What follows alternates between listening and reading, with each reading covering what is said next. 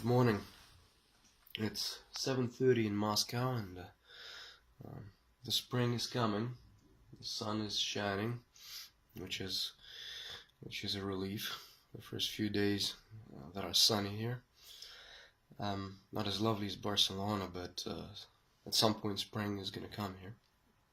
So the reason I'm going to do this talk in English today is that it's inspired by something one of my favorite video bloggers, actually favorite speakers, posted online a few days ago. I heard Conor Neil speak about the importance of listening to another person and hearing them. He told a beautiful story that a student of his once told him about how her daughter was telling her something about school and sharing with her while she was cooking. And then the daughter asked her to listen to her, and then she said that I am listening, and kept on chopping the carrots. And then the daughter said, I want you to listen to me with your eyes. And it's a beautiful story, I thought. Thank you, Conor, for sharing it with us. And the reason it so caught my attention is that it resonates with something that I'm writing about at the moment,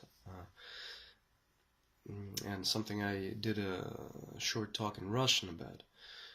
And this talk is about why listening, why hearing another person is so important. I realized that the need to be heard, that's what I called this talk, on being heard. And while I was doing this talk, actually, I realized, when I was writing it, I realized that this is a very, very primal almost need that runs in parallel to our need, or very close to our need for being. It resonates with our need to exist and survive. Perhaps because it is, as children, when we cry, it is so important that we are heard. Our survival depends on it. And it may be programmed somewhere, hardwired even, at some point, somewhere within us. Another reason it is so important is that when we tell another person, when we let them know that we're listening to them and we hear them, when we ask them questions, we let them know that we want to know them better, understand them better. The message we're sending them is that you exist for me. You exist in my world. You exist. I acknowledge you. So many quarrels and conflicts evaporate once you do this. You'll be amazed if you try it. Oftentimes this is more important than the actual subject of the argument. When you tell the person, I heard you, I hear what you're saying, and you're saying this because you feel such and such. And there are levels of listening too. This is what interests me a lot right now. This is why I like that idea that you can listen with your eyes, not only your ears. Because there are ways you can listen with the way I think of it, with your mind, when you analyze why the person is saying that, what their intentions are, when you tune into their emotional and your own emotional response to this conversation, and you try and understand what they're feeling, where they're coming from. It actually serves two purposes. It can build contact when you empathize with the person's deeper intentions.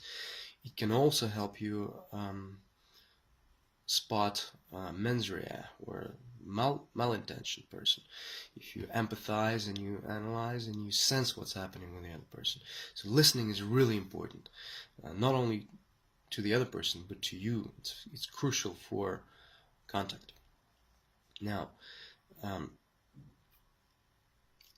there is a third point of resonance, right, to this topic that inspired me. I'm finishing to read a book by James Masterson called The Search for the Real Self. It is about his notion that underneath our defenses there is something unique to every person, some real you, which is, if it doesn't emerge in early childhood, then it remains impaired and lay under the defenses and becomes a subject of many years of therapy. And I thought that by asking person questions, we can go through the defenses. By listening to who the person is, we can go through pathological adaptations and even masks and find out who they are. And that brings up another story that I came across actually this morning. I was reading over notes I took on Anne Ansling Schutzenberger's book called The Ancestor Syndrome. It's also in a way a book about listening, but listening to one's own, the rhythm of one's own fate. She has that idea that certain events, traumatic events especially, tend to occur with certain frequency, not only in our own lives, but in lives of our ancestry, our parents and grandparents' lives. And by listening carefully and attentively, we can catch the rhythm of our own fate. And as I was going over the notes, I came across her story about a client of hers who told her about how whenever she'd get pregnant, and she had like 9 children, and she was living in underprivileged conditions. She wasn't wealthy, she was actually poor. She told her that whenever she would get pregnant, she would first get very worried about where is she gonna get the means to raise the child. But soon these worries would yield to curiosity. She would wonder, who are you about the child? She would wonder who that person is growing and developing inside her. And this attitude dominated her further pregnancy and her relationship with that child. The reason this is so interesting is that Schutzenberger talks about it in context of analyzing what is it that determines our well-being, success in life, and health overall. And it turns out that all 9 of this woman's children went on to do well for themselves. They went to colleges, they went much further up than their parents were in socioeconomic ways, and they were healthy. And they had children and families of their own. And this is so interesting, I find. And it also has to do with the topic of why listening and asking the other person questions is so important, why it's so important to be heard. It resonates with what Masterson writes about when he talks about the real you. And I thought that it's probably, it would be a very interesting experiment to ask a child a simple question. Who are you? And listen to what they got to say. Maybe do it more often. Maybe not only in these direct terms, but even directly. It would be very interesting. I believe that this is something that we can do for each other and for ourselves. Ask each other questions and listen. Listen with your eyes, your mind, and the heart.